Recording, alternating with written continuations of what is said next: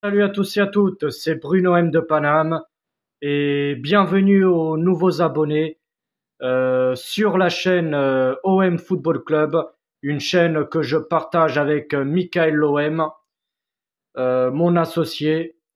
Voilà, que on intervient, enfin nous deux sur la chaîne. Ça peut arriver que ce soit moi, parfois Michael aussi peut intervenir sur la chaîne pour certaines actualités. Donc, je fais une vidéo d'avant-match de la rencontre qui se jouera demain à 20h45. Ce sera le retour de notre équipe de France. Demain pour le premier match des éliminatoires de la Coupe d'Europe. Nos Bleus recevront le Pays-Bas au Stade de France. La France est tombée dans un groupe composé bien sûr du Pays-Bas, mais aussi de la Grèce, de la République d'Irlande. Les Irlandais qu'on les affrontera la semaine prochaine, lundi, ce sera en Irlande. Et aussi bien sûr de Gibraltar. Alors, notre équipe de France est pour l'instant troisième du classement FIFA. Les finalistes de la dernière Coupe du Monde qui s'est déroulée au Qatar. On peut dire que ça s'est joué à rien du tout au final, parce que après avoir été mené 2-0, on a eu quand même un Kylian Mbappé en feu qui a fait énormément du mal à la défense argentine et bien sûr au gardien argentin Emiliano Martinez, et oui, qui a ensuite manqué de respect à notre Kylian Mbappé. Même si je suis supporter de l'OM, je vous avoue que Kylian Mbappé, c'est un joueur que j'apprécie et c'est le seul joueur au Paris Saint-Germain que, voilà, j'ai quand même un certain respect. Voilà, c'est le seul joueur du Paris Saint-Germain que je respecte vraiment. Voilà, par son professionnalisme et bien sûr par sa mentalité. C'est quand même un joueur que ça a rien à voir avec Neymar, Messi et Verratti, que c'est vraiment des sales types ces joueurs. Voilà. En tout cas, Mbappé était en feu lors de cette finale. Ensuite, en prolongation, les Argentins, ils ont marqué le troisième but, que ça leur a permis de prendre l'avantage.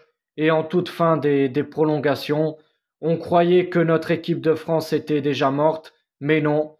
Kylian Mbappé d'une magnifique reprise de volée sur une passe décisive de Adrien Rabiot, si ma mémoire est bonne. Magnifique reprise de volée de Mbappé et ça va tout droit au fond des filets. Et Mbappé envoie notre équipe de France à la séance de tir au but. Et malheureusement, à la séance de tir au but, Hugo Lloris n'a pas réussi à arrêter une seule frappe. Enfin, n'a pas réussi à arrêter un seul ballon. Et malheureusement pour nous, il y a eu Tchouaméni qui a raté son tir au but, si ma mémoire est bonne. Et après, il me semble que c'était... après, je m'en souviens plus. Il y a eu deux joueurs qui ont raté leur tir au but. Et malheureusement pour nous, bah, ça nous a coûté quand même la troisième étoile. Donc, ce sont les Argentins qui ont décroché leur troisième étoile. En tout cas, Mbappé a été le meilleur buteur de la dernière Coupe du Monde. Et je comprends pas comment Lionel Messi a pu avoir le titre du meilleur joueur de l'année, alors que pour moi, normalement, c'était Kylian Mbappé qui mériterait ce titre. Et en tout cas, du côté néerlandais, les Néerlandais sont sixième du classement FIFA pour l'instant. Ils ont été jusqu'en quart de finale de la dernière Coupe du Monde. Ils se sont fait éliminer face aux Argentins, et oui, au tir au but. Ils ont été menés aussi 2-0, ensuite ils sont revenus à 2-2. Ils ont été jusqu'au tir au but et malheureusement pour eux, ils se sont fait éliminer face aux Argentins. Voilà, les Argentins qui ensuite nous ont battus en finale. Donc la France et le Pays-Bas se sont déjà affrontés 28 fois dans toute l'histoire du football. Ça fait 13 victoires en tout pour l'équipe de France et 11 victoires pour les Néerlandais et 4 matchs nuls. Je vais vous donner les 5 derniers résultats des 5 dernières rencontres qu'il y a eu entre ces deux équipes. La dernière fois, c'était le 16 novembre 2018, lors des phases de groupe de la Ligue des Nations. C'était la première édition de cette compétition. Il y a eu une victoire des Hollandais 2-0 chez eux. C'était lors du match retour de ces phases de groupe. Au match aller, qui s'est joué le 9 septembre 2018, la France s'est imposée 2-1 à domicile. Ensuite, lors des éliminatoires de la Coupe du Monde 2018, la France s'est imposée largement sur un score de 4-0 à domicile. Les Néerlandais qui se sont fait carrément fracasser. C'était le 31 août 2017. Bien sûr, la France qui s'est qualifiée pour la Coupe du Monde 2018, elle a terminé première du groupe. 2018, l'année où on décroche notre deuxième étoile. Après avoir joué une finale complètement dingue, où on s'impose 4-2 face à la Croatie.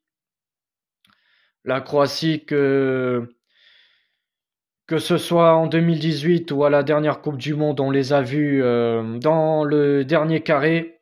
Les Croates qui font toujours de belles choses, que ce soit en Coupe du Monde ou en Coupe d'Europe. Une équipe qui est toujours régulière ces dernières années. Et lors du match aller de ces éliminatoires, la France s'est imposée 1-0 aux Pays-Bas, au stade de l'Ajax à Amsterdam, avec un but de Paul Pogba, si ma mémoire est bonne. Et ensuite, lors d'un match amical, le 25 février 2016, la France s'est imposée 3-2 aux Pays-Bas. Donc ça fait 4 victoires pour nos Bleus et une seule victoire pour les Néerlandais lors de ces 5 dernières rencontres. On peut dire que ces dernières années, les Pays-Bas, c'est plutôt une équipe qui nous réussit, même si lors de la dernière rencontre, on s'est incliné 2-0. Bon, on peut dire que voilà, c'est plutôt une équipe qui nous réussit dernièrement, enfin ces dernières années. Les Néerlandais, on les a affrontés 3 fois en Coupe d'Europe.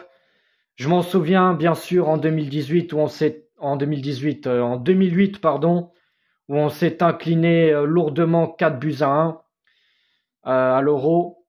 C'est sûr que la période entre 2008 et 2010, c'était quand même une sale période pour nos Bleus. On était du tout pas bon, voilà. En 2008, on s'est fait éliminer des phases de groupe de la Coupe d'Europe, d'un groupe composé de l'Italie, du Pays-Bas et de la Roumanie. Alors, la Roumanie, on a fait 0-0. Ensuite, on s'incline 4-1 face aux Pays-Bas. Et on s'incline aussi face aux Italiens 2-0. Les Italiens on les a battus en finale de l'Euro 2008 et on a perdu aussi face à eux lors de la finale en 2006 de la Coupe du Monde, où il y a eu le fameux coup de boule de Zinedine Zidane suite à la provocation de Materazzi.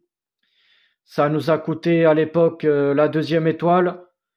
On pouvait la remporter, cette deuxième étoile, déjà en 2006. Malheureusement pour nous, on a échoué au penalty face à quand même une grande équipe italienne à l'époque. Les Gattuso, les Gigi Buffon au goal. Il y avait aussi Pirlo, C'était vraiment une putain d'équipe. C'était vraiment la grande équipe d'Italie à l'époque. Une équipe qui faisait peur à tout le monde. Ça, voilà, c'était vraiment des très bons joueurs. Malheureusement pour nous, eh ben, on l'a perdu cette finale.